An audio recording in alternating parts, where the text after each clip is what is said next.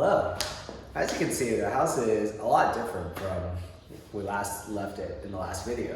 So everything in the walls have been completed. They've been sealed with drywall, and I'll give you an overview of what went on inside.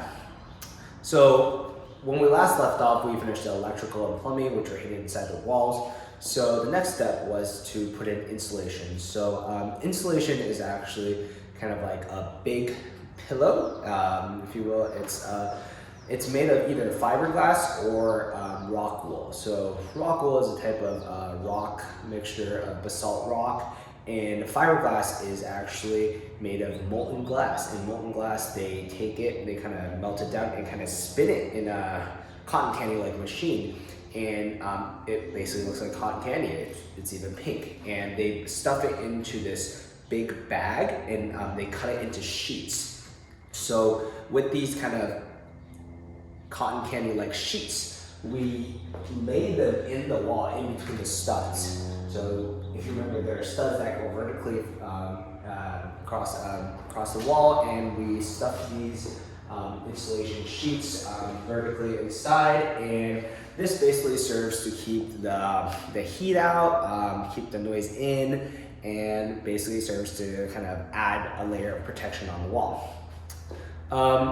Insulation comes in different types. There's R13, R15, R30. So what this basically means, the R value just means the higher the R value, the more the insulation you get. So we ended up using different types of insulation, such as R13 and 15 for the walls and the floors, and R30 for the ceilings. The reason being that the ceilings, they get direct exposure to the sun, and they would need basically more protection from the heat, so the house stays cool. So the reason we don't just use the highest insulation value is because the insulation has different widths. So R30 is thicker than R15 is thicker than R13.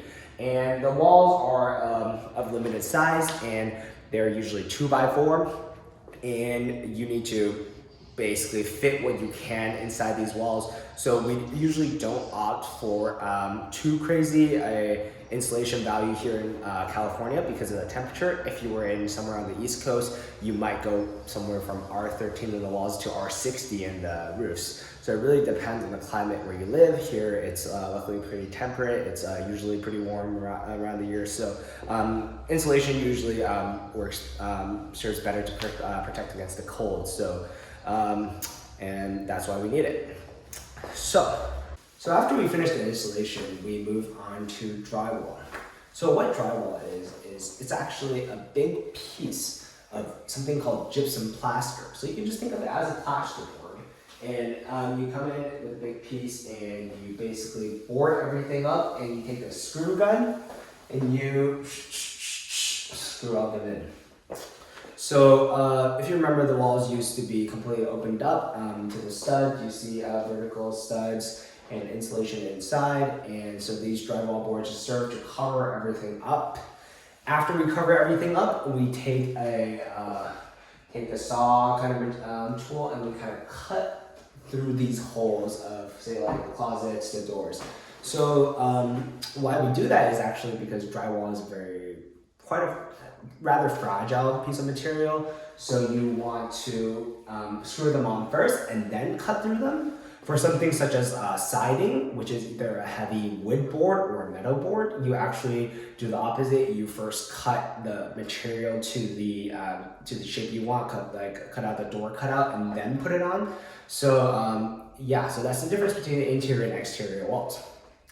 So once you have these boards all screwed on here, and you need a metal bead for the corners. So what a metal bead is, it's actually a long piece of hardware. It's an L-shaped piece of metal. So it basically comes in these outer corners here and the inner corners here. So that's because two pieces of drywall boards, when you put them together, there's obviously going to be a seam. So this metal piece overlaps them and basically covers up the gaps. Once you have that, you end up having some screws, some metal beads, so you need to kind of cover them up. So we have a setting solution, which is, it's a bag, kind of like a powder bag. We kind of have some of them here. So you mix them with water inside a bucket, and it kind of works, it's a very quick setting solution, so it kind of works like cement. You have to actually take an electric drill to mix it, and just because it's so quick setting and it's so hard to mix by hand that you'll need something like a power tool, and they end up using a big drill. And so you kind of stir this until all the water is gone, and then you take this putty solution, you take a 5-inch putty knife, and you kind of smear it over the screw holes and the metal gaps. Once you cover them up, you use something called paper tape, and you tape up all these screw holes and the edges of the metals. So this basically prevents any gaps in the wall, basically tries to fill up, make everything smooth. After that, you put some more setting solution, like we call it mudding. You kind of mud the outside of the tape, and you take a sandpaper and sand down the walls. So that's basically to make it smooth, make everything look nice, but obviously once is actually not enough, so after you sand it, you need to mud everything now, not just the screw holes, mud everything for another time, sand it down again, and you rinse and repeat for 2 or 3 times.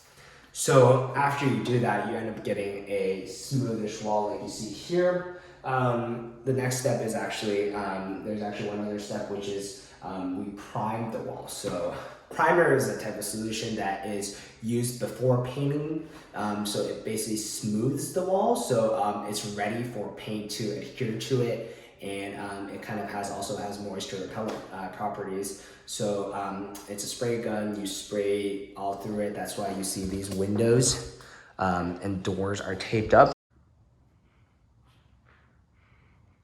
So that's basically it for the interior walls. These walls behind me are completely finished, barring the last layer of paint. For the next video, I'll go over the exterior walls. Thanks for watching, guys.